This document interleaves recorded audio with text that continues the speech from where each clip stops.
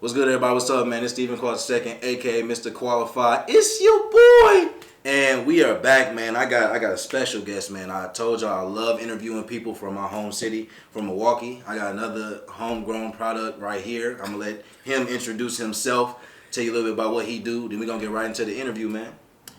That's the first time I've been referred to as a homegrown product. Hey, look, man. Everybody from the city doing something a homegrown product to me. That's how I look at it. Yeah, So. that's a fact. What's up, everybody? My name is Dante Nash. I am a graphic designer for the Milwaukee Bucks. I specialize in multimedia design, so I find myself doing photography and videography a lot more now. And just like expanding the bag, I feel like that's what the goal is right now at this time, is we just expanding bags. Facts. Yeah. Yeah, no, expand the back. And it's going to be the title of the interview. Loving the Anyway, but yeah, man, Wait, before we get into it. For sure, what's up? I always started with the claim. Oh, for sure, got to. You know, you got to, bro. Bet. Cool. No, man, we go all the way back, bro. We go back to high school, but man, whether it started there or whether it started beforehand, when did you know like you had a passion or an interest for graphic design, multimedia design? Because like back then, that whole industry wasn't even as big as it is now. So when did that passion start for you? Yeah, so I definitely think it's an expanding thing. Like, and not to overuse the word expand. Oh, for sure. but I always had creative interests. And even in high school, I was drawing all the fucking time. Right. And then you just take that idea and you try and make money off of it. Yeah. And so graphic design, small, but it is expanding. Like, right. And especially now that the pandemic hits, like this is probably the perfect example. Yeah. It's like the only thing people have is digital platforms. Facts. Right? And so to take that creative ability and transfer it digital was natural. And I didn't really find out about graphic design until probably my second year of college. Okay. And so one thing that was good about Madison, if there is anything, Hey, it was smooth. Like, yeah. Madison get a lot of shit, but it was still a good school. And if there was one thing that it did really well, was that it exposed me to a lot. And by exposing me, I had to do a lot of shit that I didn't like, which stumbled me into the shit that I did like. Factual, man. And so I went thinking I was going to be a traditional artist or illustrator, which, you know, still cool. Right. But it transitioned. I took a video course or videography course.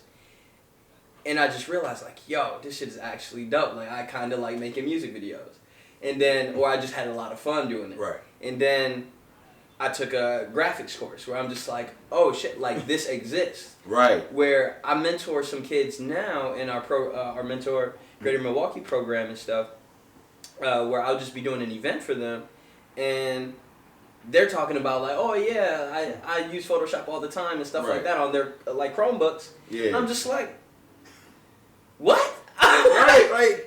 Y'all got access to the creative suite and shit? We didn't. And so I'm just like, when you say it didn't really exist, like, it wasn't accessible. Right. Like, we barely had a computer in our house, let alone, like, the accessibility to creative programs. Right. We had one computer in there. Exactly. And then but it's a beautiful thing that kids now have access to it. So I'm just like, I can see it growing further, but that it was definitely like a stumble upon, like, oh shit. But then it was always in the same ballpark. I love talking about ballparks. Like, creativity and artistry was always my ballpark. But then that was one of the bases that I was just like, oh, this exists. Like, let's explore this. So yeah, graphic design and just like all of multimedia design was really just the area that I was like, yo, this what's up. Yeah, that's crazy you say that, like, especially in terms of ballpark, because I feel like storytelling was always my ballpark. And so when I went to school, I was going to be the traditional journalist, writing articles, pieces, whatever you want to call it. And, I got to school, and Missouri is the #1 journalism school in the nation, and their method is the reason why. And so they give you the opportunity to be exposed to all these, different opportunities and show you different ways that journalism can be done. So, you know, I want to go into sports journalism, and so as a freshman, I had to do my first like kind of package where I went to a game, basically shot the whole game, put a whole kind of like highlight package together with you know, like the voiceover piece, basically summarizing the game. Mm-hmm. I knew right then and there, bro, one for me. I would, you know, I didn't want to. That just wasn't how. That wasn't how my mind worked. That wasn't how I wanted to tell stories. Those really weren't the stories I was focused on. I didn't care so much about the game as much as I cared about how the players even got to being in that position. Okay. And that helped me figure that out very early on. I was like, all right, so maybe this traditional journalism route, that ain't for me. And so Missouri ended up starting a major my sophomore year called digital storytelling, which in essence is this kind of barrage of journalism, communication, and like multimedia stuff that's all focused on how to deliver stories on different platforms. So knowing how to deliver a story on Twitter, whether that be in a thread or whether it just be making something fit into one post and still getting all the information out. Then I'm still learning how to work with a camera and make these, you know, 5 to 10 minute short films, or make a 3-minute video that gets something across, you know, in that short time frame. And so working with that, it was like, okay, this is the control I want. I want to be able to say within 10 minutes or within whatever time frame, I want to be able to do this. And this is how I can convey this information or convey this message in that time frame. So I feel you in terms of always having that ballpark, but going through things to kind of figure out, like, because okay, it wasn't exactly? the what, it was, I don't even want to say the how, right. But it was like, it's almost a double what. Yeah. So, like, you knew it was journalism, but right. the topic is that much more crucial. And shit. Facts. Yeah. And it's but it's a beautiful thing that you found it. It is. Because a lot of people don't. And so many people get stuck doing things that they feel like is what society tells them they should do. Oh, you love to write, you should be in journalism. As much as I love to write, I found out that, okay, I could write and outline what I want this video to look like, but visually to me, like, I could write about somebody all I want to. But if I can sit down and have them on camera and you can see emotion, you can see them tell the story for themselves, and I just help them do that, that's what I wanted to do. And once I found out that I could do that, and virtually I found a way that I could kind of do it on my own if I needed to, I was like, yeah, this is what I got to do. This is what I got to do. Yeah. So it's crazy. But a lot of people are driven by the dollar, right? Man. And so the world is. By what people tell them to do, people is synonymous with money in that context. Yeah, for sure. To me. But when you're talking about something that is passion, and it's funny, I just got done watching the movie Soul. Like, our movie Soul. I still got to watch it, man. I'll probably watch it by the time this releases, but yeah. But the movie was good. It was amazing. Yes. Long story longer. Long story longer. It was about, like, the movie is essentially about passion. Right? It's just like, what are you meant to do? Right?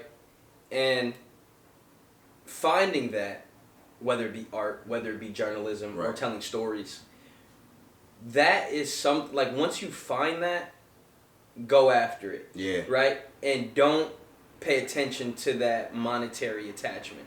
Right? Because if you really love it, that's gonna come anyway. Right. Like, facts.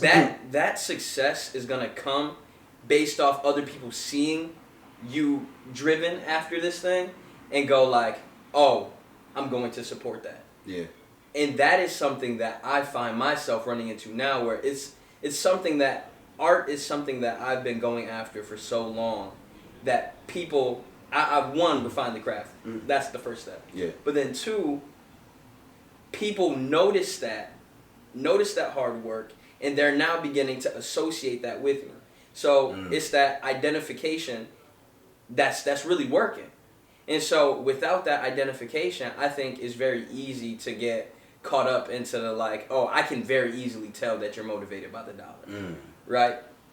And I would much rather trust somebody with that sense of passion or that drive, which is why I respect Qualified so much, is because, not even to, put all our eggs in like one corner, but it's just like, bro, if you really love to do something, somebody will see that and be like, and be that much more motivated to work with you because of it. For sure. You know what I mean? And then you can tell vice versa. Yeah.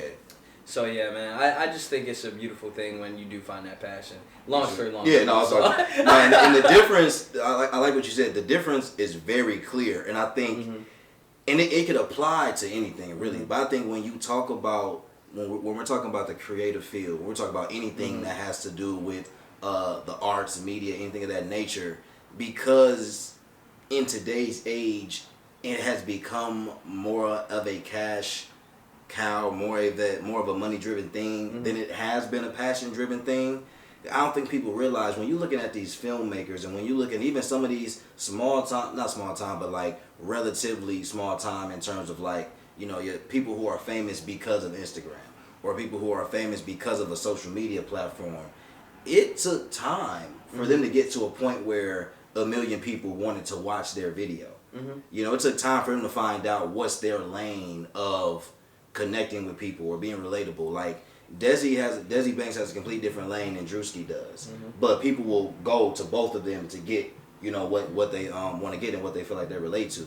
So I as far as Instagram influencers, as far as Instagram influencers, social media influencers, because some people might not. Right, you know, right, my bad. And so and that's not to say that neither of them can go next level and enter a different realm, whether that be TV or whatever the case may be. But even starting right there, you have to start somewhere. And I think so many people see everything is trendy. You know, I just did another interview with these two hosts of a podcast, and I was speaking to them about how podcasts have become so trendy and really saturated. The market for a lot of things within multimedia and the arts is saturated. So like, how do you separate yourself? But I think it comes back to that passion, identification. Like, cause and like you said, you can tell like that was a beautiful time. It was. No, but like, you know, you can tell when somebody's trying to make something or do something solely for profit. Like you can easily tell that there's a huge difference.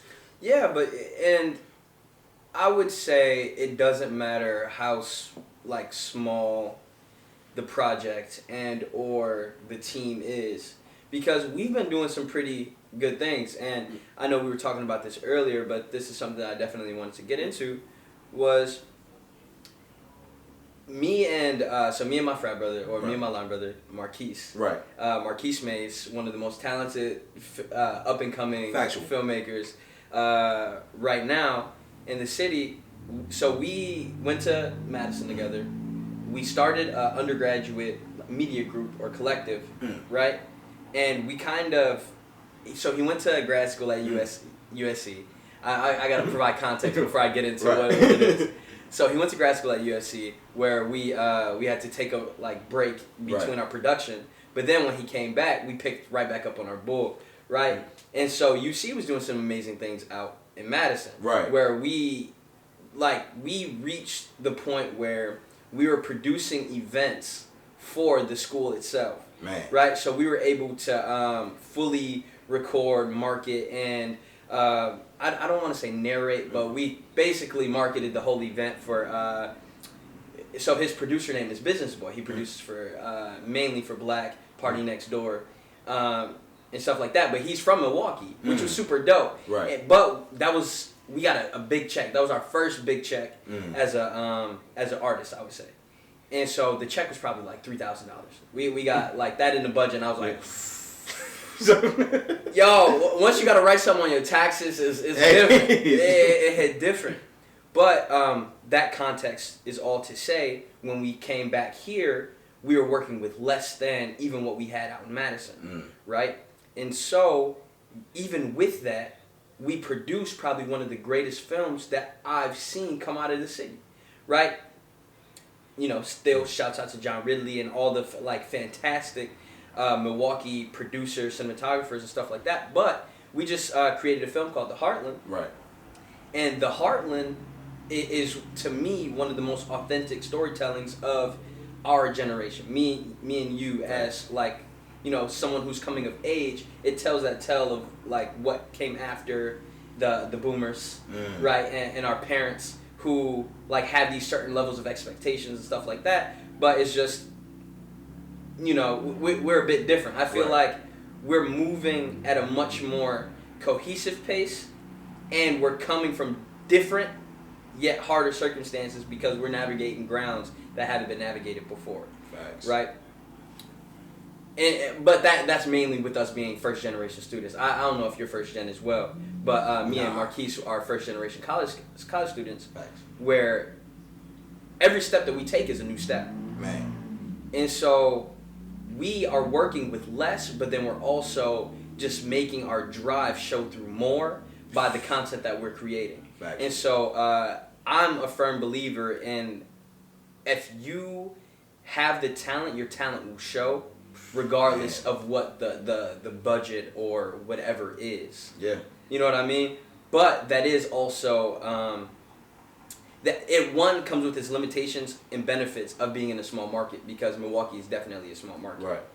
And so we are I would say we're becoming successful in the city to where people are noticing, like, hey, Dante did this or Marquise did this, and then so on and so forth. But we're then limited by, okay, if we were somewhere else, we would have access to more major news outlets and publications and agencies and stuff like that we can contact.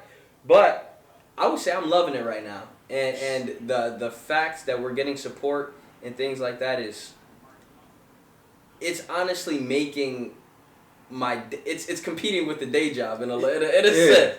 So it's just like, you know, yes, I work for the Bucks, but then again, it's these projects that, we still grinding and we still hungry to get us to that point. Man, no, I'm glad you said that. And it's like, you give me so much to go into. I'm going to try to pick one. So we talked about it before, you know, having that day job versus like not even so much what you do on the side, but just like what you do outside of that day job. What is that like as a creative? Because again, I don't think a lot of people realize what creatives do, like their content creation is usually not their day job until they reach a certain point. A lot of people have a day job and then they're doing this content creation on the side. So speak to how you balance that. Speak to what mindset you have that makes it even possible for you to say, I have this day job that is extremely demanding and I can't just BS that day job. Yeah. But also, when I'm not working that day job, I'm giving all my time to this passion project on the side that means just as much to me, if not more. Yeah. You know, than what I'm doing for my day job. Yeah. So, passion projects should never disappear. Facts. Right? Because I'm a firm believer, and if the pandemic has taught me anything, it is not your job's job to make you happy. Preach. And so, with that, I was kind of being discouraged at the point of I wasn't that active on my socials. And so I'm just like, I feel like I'm working all the time. Right. And so I'm just not putting anything out there. But the thing is, I'm putting stuff out there. It's just not under my name. Right. And so, as a creative who works in corporate, I'm making the Bucks look good. And so, but that's a pat on the back, whatever. That's the word I was looking for. Pat on the back. I said eggs in the corner. But the people get it. Yeah, the people get it. So not to to pat myself on the back, whatever. Like, we have a dope team. Right. But there's so many things in our contract that, like, okay, don't post until, and there's so many NDAs that you sign, even with the passion project, that it's just, okay, when it finally does come out, it comes out on another platform that isn't yours. And then, so being able to take ownership of your creative regardless of who you're working for is something that I've really, like, taken ownership of in the pandemic. Ironic as that is to say. Right. And so I'm just like, in order to really separate yourself, is you need to start, and not even you, because this is very personal at this point, because this is a mind state that I just woke up in my own head. Yeah. But it's just, once I started to realize, like, this is me at the end of the day, and then I'm just gonna, like, post it on my own stuff regardless. Like, bro, I got probably like 1,000 followers. Like, your million ain't gonna care about this fucking post. Like, whatever. And just posting that out there. For example, like with the Giannis extension deal. Yeah. Giannis didn't sign, like, so there was like a 2-month, and now that he signed, I can talk about it. But so it's just like, there was a 2-month, 3-month period where I'm just sitting on some of the dopest shit I've ever made. And I'm just like, exactly. You know what I'm saying? And then you're just like, at the end of the day, it's my day job. Right. I can't do nothing about that. But then I can also go ahead and do something on my own time that will, like, that I can put forth and do out there, and like in the meantime. So knowing when to create that filler content is just as important. It looked like Earl James needs to step back up. I'm right there too. Yeah. But knowing when to like do that filler content is definitely there. But I'm such a perfectionist in my head that shit will just get caught there, and I'm learning to just go with it, and then also to take ownership of the day job shit. So it's always good to think about how you can make money in corporate, and I feel like how is your thought process as somebody who's still in school? Yeah. Right. How do you think that you'll translate, or how do you plan to translate the from school to corporate transition? Because that was one of my hardest things. Was I didn't have an offer coming out of college. Yeah, I mean, like I said before, I'm glad you asked that, because of course, obviously, this platform is, you know, for me to allow others to tell stories, but I want those stories to be told, because I usually, you know, feel like I can relate. So I'm glad you asked that, but. For me, it, like you said, I wouldn't even call that a fear at this point, but it is something I have to be cognizant of. You know, like, if I don't have an offer, what's going to be done? Because I can't just be like, I don't got an offer, and just sit there and not do nothing. So for me, I think it's about putting this in a place where I can be like, okay, if I had to find something to do, or if I had to do something until an offer came, would I be comfortable, or could I benefit from doing this? And could I find a way to make this beneficial for me in a monetary sense? You know, while it's not about that, so is it make or bust? I wouldn't so much call it a make or bust, but I always have to be realistic about the fact that I have to be honest about the fact that this is not a cash cow. Now, it's not meant to be what I like it to be, sure, but I'm also very aware of the timetable that will be on. So it's also preparation. Like, I'm not. What do you mean by it's not meant to be? It's not meant to be a cash cow, because for me, you're talking about qualified. Okay. It's not meant to be a cash cow for me, because define cash cow in your sense. In my mind, when I say cash cow, like something that is just like raking in bread, like almost without me doing shit. Really. I don't think the platform or my content is meant for that to happen for some time. Just for the simple fact that think of our age, think of our generation. How many of us, unless we're in the mindset of watching content like this, are going to sit down and watch a 30 to 45 minute interview of people just kind of going back and forth, exchanging thoughts? If you're not there, that's just not something you tapped into. And something I've noticed is that a lot of people just aren't. Like, a lot of people still are very much like, if it's not somebody that I know, if it's not a celebrity, or if it's not somebody I just genuinely fuck with that much, I might watch 10 minutes of it, you know, then I'm done, which is cool, because you still got 10 minutes of it. But I realize that in terms to make money off it, like, you need a large following that's going to pay attention to your every move. It can get there. I'm just very aware that within the first year of Qualified looking like this, that's not going to be the case. So it's that preparation of knowing that, like, I need to be looking, I need to be prepared to go corporate. And I'd much rather be able to go corporate and know I still got this, and know that the vision is always going to be there, but I have something that's going to let me pay the bills and let me actually live, than kind of throw everything into this prematurely, because this vision will always be there. The vision for Qualified will always be there. It will never change. And I feel like I've made it to something I can always come back to. But until it gets to a point where that's the only thing that I can do, because that is the plan one day, I just got to have a plan for what I'm going to do until that happens. So that's the way I look at it in terms of getting ready to finish school, and, you know, looking at, you know, being corporate, and just making it something that doesn't fall off and that doesn't bust, even if I, even when I go corporate and have to, do that and it still be something on the side. Yeah. So there's a few things there. So one, I think passive income is a little different than cash cow because you should always be looking to facts. Like what I'm doing, I want to sustain, like it to be sustainable. Yeah, for sure. But and the beautiful thing about what you're doing as well is you're still a student.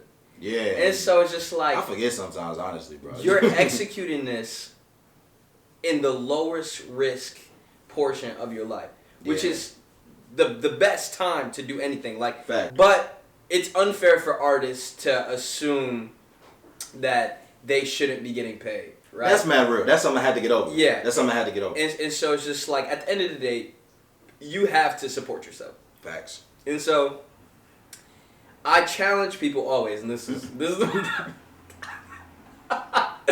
but so I challenge. So my little cousins are going through college right now. Okay. And so what I tell them is find. So they like producing and sound engineering. Right. And then I said, okay, so great, you love doing that for music, but find the corporate alternative or like the synonym. Yeah. I search up synonyms all the time. Right. And so it's just like find what that job is and just apply for it, right? So Nice. A lot of people don't know that day job part exists, or they don't know what the day job is. It's like almost not that like, it it's almost exists, like they but they think don't know what against it it. is. Yeah. And so it's just like, yo, you could be getting paid for this on a day to day or an hour to hour. You know what I mean? Facts. And so that is a great challenge, but then it's to never give up qualified. Yeah. You know what I mean? So it's just like this will be equally as important when you get your day job. Why? Because remember what I said. It is not your job's job to satisfy you. Right. You know what I mean? And so you might get over there and like, oh, okay, like I'm typing up and just like when you got your job covering the sports, right? Yeah. So you weren't as interested in those stories. Right. But then it's just like you might not be with your day job either. Right. But then if qualified is something that you are very involved in or interested in, it's just like, okay, I'm learning skills at my day job, which is extremely important. Very important. So I'm just like, the field experience, build your 10,000 hours. Yeah. Build your 10,000 hours in field, and then to where you're just like, yo, I know who I'm talking to, I know how I'm moving, like I know what I gotta submit, press releases, NDAs, all of this, right? Like that's the stuff that you learn at your day job, right, that you then carry over, man, right?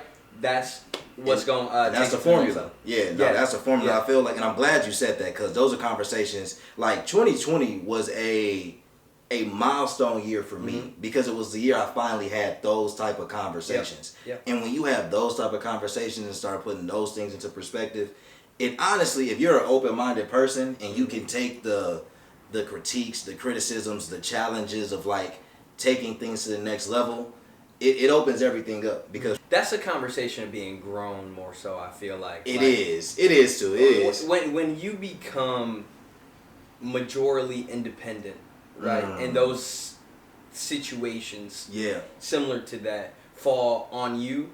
Yeah. Right? Like you're not necessarily. I'm not saying that you can't call parents. Right. But when you at the end of the day, I know that I just got to do it. I got to make this decision. Is a different type of feeling than like, oh well, they've told me that I need to do this, so I'm doing it. Right. Right. And so it's just like at the end of the day, when you are consistently making that decision, that's when you really get grown. And so I feel like consistency is a word that I want to highlight. Yeah. I'm just like consistent application of pressure. It is what we need right now. Man, speak on it. And so one thing, and we can talk about this too. I'm gonna put this on wax. But I've been running into the problem now of insatiability. Right? Okay, so then it's... okay. Big word. Yeah, but it's insatiability. Like, nothing will ever be enough. And so, I'm just like, one, I'm appreciative. Yes. But two, I refuse to be comfortable at this point in time. You can't. And so once I get comfortable, I'm a firm believer that your comfort zone will kill you. Your comfort zone will kill you in a sense that if I am comfortable making 44K, whatever, a year, that, like, Bam Adebayo just gifted his mom a house. A house, bro. Giannis is a year older than me. Bruh. I know athletes get paid a crazy bag. Right. And I'm not comparing myself to their salaries necessarily. Right. But I'm just like, this is the potential gift I could be given. You know what I mean? Like, I can get my mom's a crib, bro. But that's what type of vibe that I'm on. I'm just like, yo, I want to give moms, like, you know, at least give her, like, yo, your rent covered. Bro.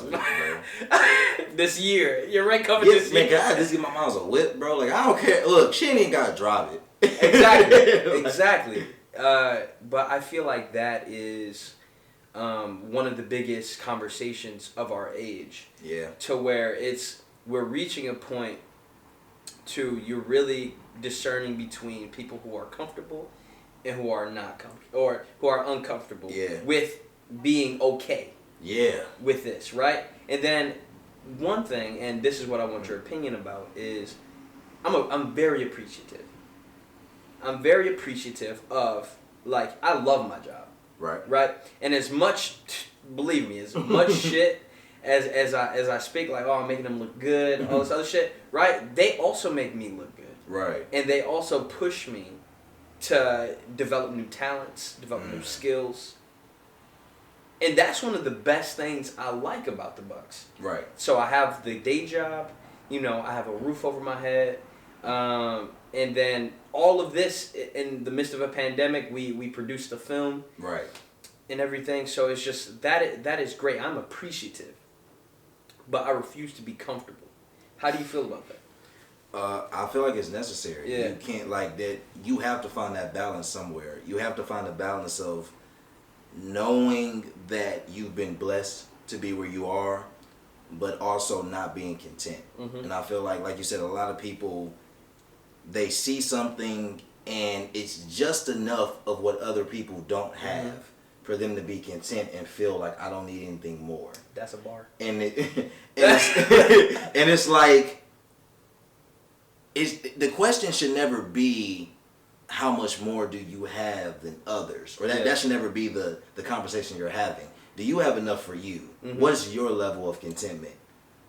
What is your? No, I'm saying, because, and as creatives, you gotta think, we, especially in our generation, we see people around us doing things every day. Like, I got people my age or younger that done shout out to the West Coast, shout out to the East Coast, doing what they do, making bread, living somewhat of a luxurious life, if you will, and you look at it like, man, like, am I doing something wrong? Yeah. Like, what did I not do? What did I miss? And when you do that, it takes away from what's meant for you. So man, we're going to have to do another episode. I'm saying, it's got to be a part 2. Yeah, because I'm just like, oh my God, comparison is healthy comparison. Comparison has two parts. Right. There's healthy comparisons and there's negative comparisons that will hinder you from your goals. There's one that will inspire you and two that will hinder you from it. Like, oh, that question of, am I doing enough? I'm a firm believer in your path is your path, your ballpark is your ballpark. Right. Right? And so I'm doing exactly what I need to be doing. Facts. And I have a hard time with comparisons as well because all we see is social media. Right? The point that you made earlier. The point that you made earlier was all we're seeing are these influencers, and if I want to make it, this is the formula of how you make it. Right. That's not necessarily the case. It's not. And so for me, I think,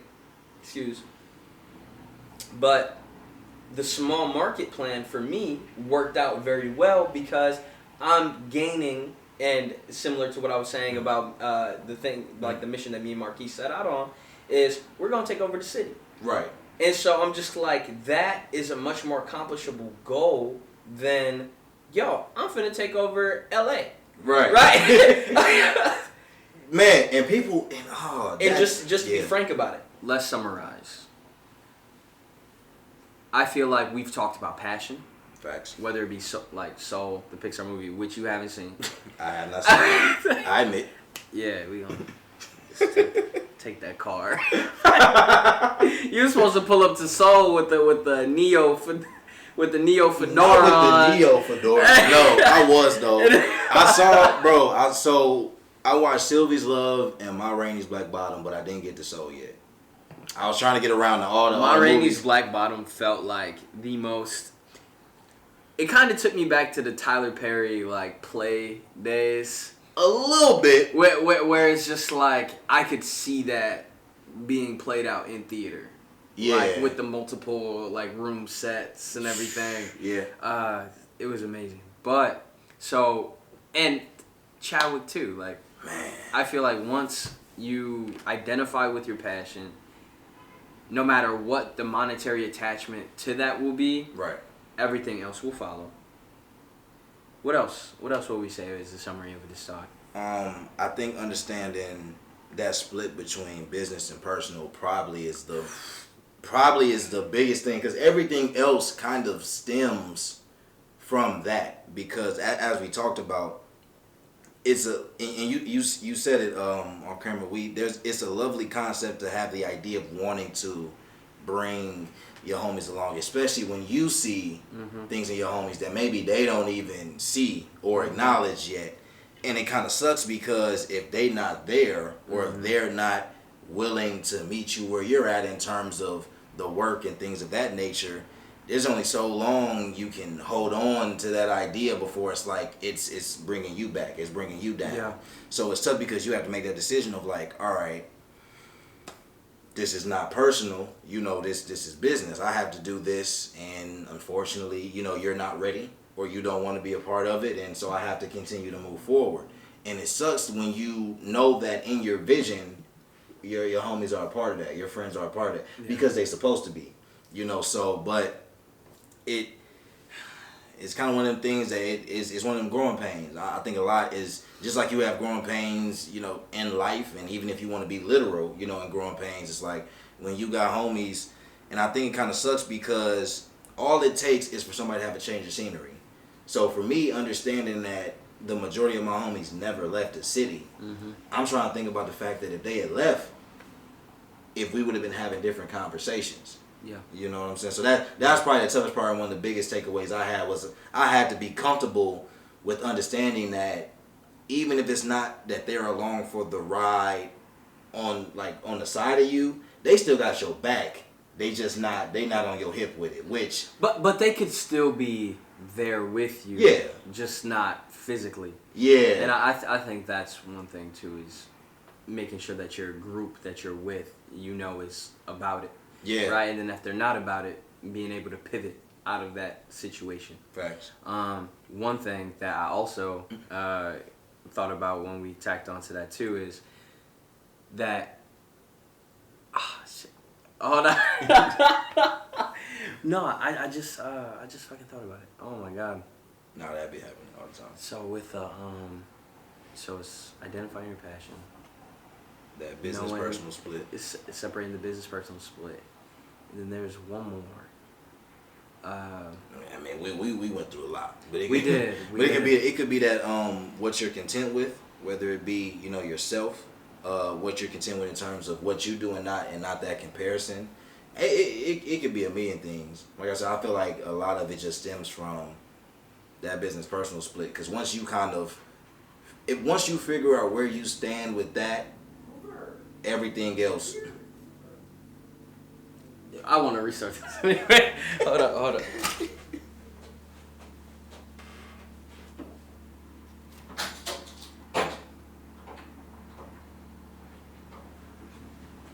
Bro, didn't it just sound like somebody was putting keys in the fucking door? It did. And I was just like, Nate's right there, bro. I was just like, who the fuck is this? Oh my god.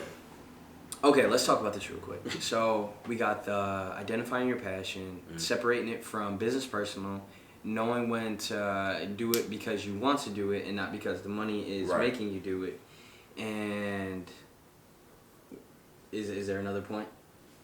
We can end on those 3 points. Yeah, I mean, it's those 3. That's about it. I mean, I feel like there are so many more that fall under that, but though I feel like those are the main 3. I mean, whether you're talking about content creation, whether you're talking about just kind of being on the come up with your homies, whether you're talking about. Man. Oh, it was fucking comfort zone. It was your comfort zone will kill you, and then knowing when to be appreciative versus knowing when to. Yeah, but knowing when to be appreciative versus comfortable, and knowing when to not settle versus going for your shit. Right. Okay, so you ready? Mm-hmm.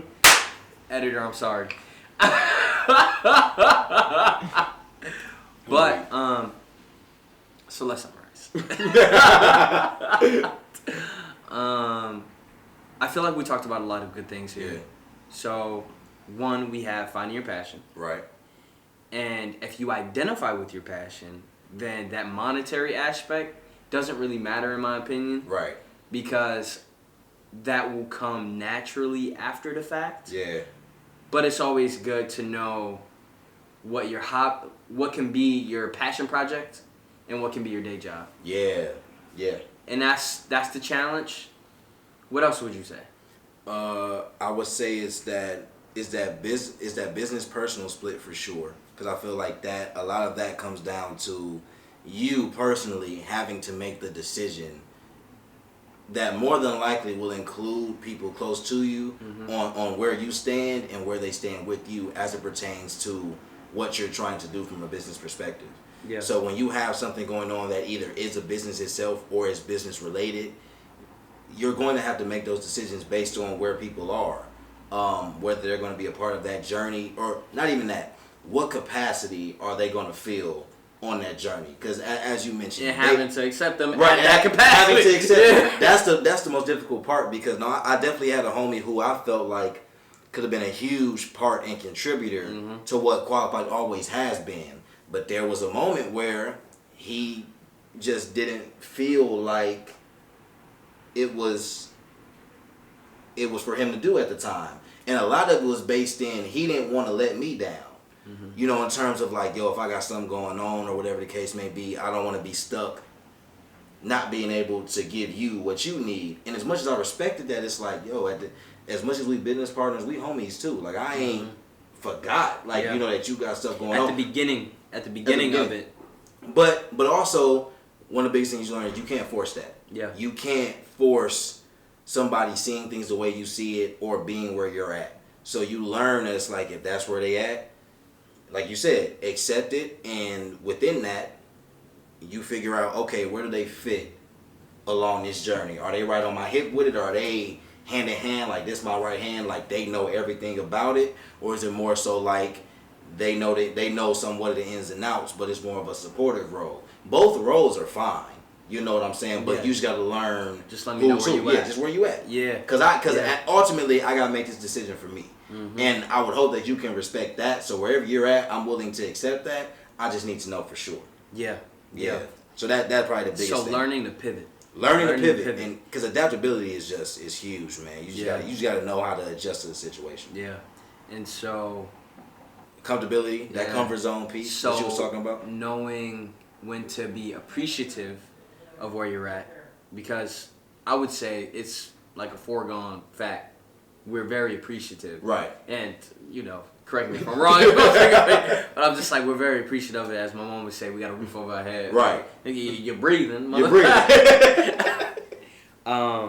But we have a lot to be appreciative of, but for the potential and goals that we have in mind, to not settle, especially at this time, because this is where we're supposed to be taking the most risks, being the most volatile, right? Yeah. And as somebody who's still in school, man, I'm saying just like be as risky as possible in this stuff that you're doing with Qualified. Is, I know you said that you hate when people say this, but it's definitely admirable when you see other creatives pursuing their dream, because that's facts, though. Yeah. It's just okay. We're going to get it. Yeah, and I think even when y'all aren't super close, or even when y'all aren't conversing every day, there's a camaraderie there.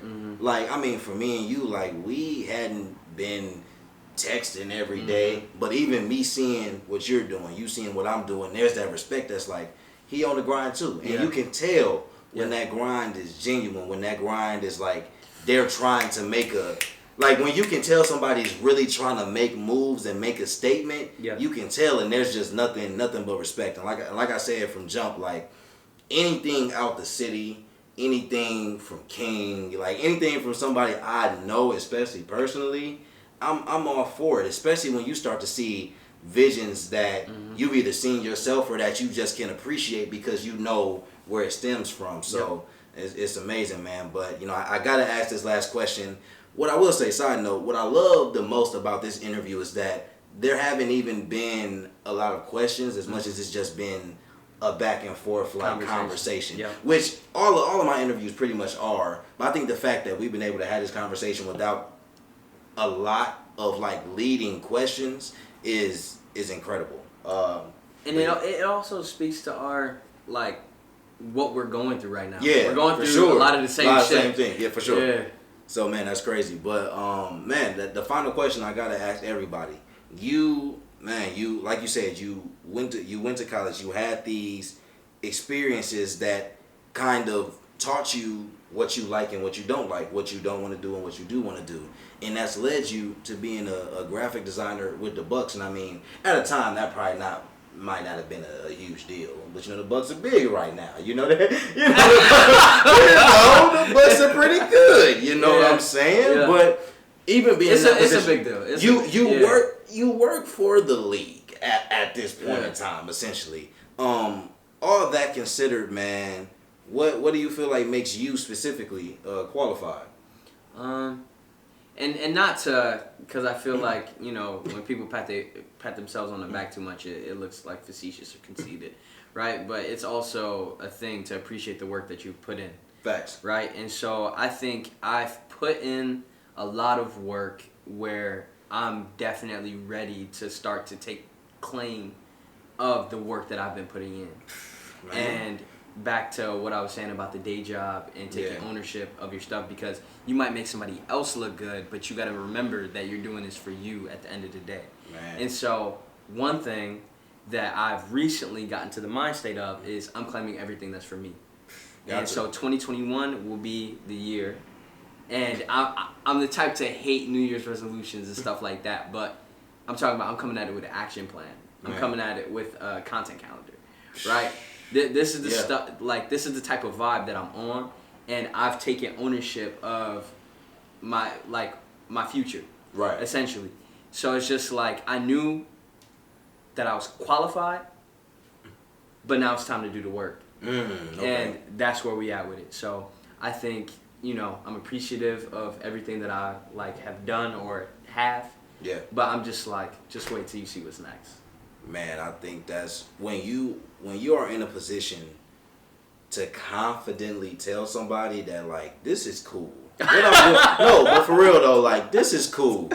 What I'm doing is great, but you have seen nothing yet. I feel like when you reach that point, I feel like you have really started to expand your bag because it's like. Hey, I'm not even gonna cap with you. The plug is there, bro. Because but when you reach that point, because it's one thing to feel good about what you're doing now. Yeah. But when you know your next steps are that much crazier, it's like y'all have no idea. It's the vision. It's the vision. But I also want to end this by saying you're a good ass interviewer because that's full cycle. Bro, expanding the bag. We got to toast to that. We got to toast to that, man. Okay, we started it this way. We ended it this way. For sure, man. Dante Nash, man. We'll have his socials under here for you to follow him. At Dante Lavelle. Of course. Follow him. Follow his work. Definitely stay tuned. Stay tuned what he's doing with the Harlan film and everything. Yo, new post today, actually. Facts. What comment should we just I don't know, anything, man. If I can expand the bag. Hashtag expand the bag. That's what we're going to do. Yeah, that's what we're doing. Of course, that's what we're doing. All right. Cool. We going to check it. I didn't think you drank it, but until next time. Man.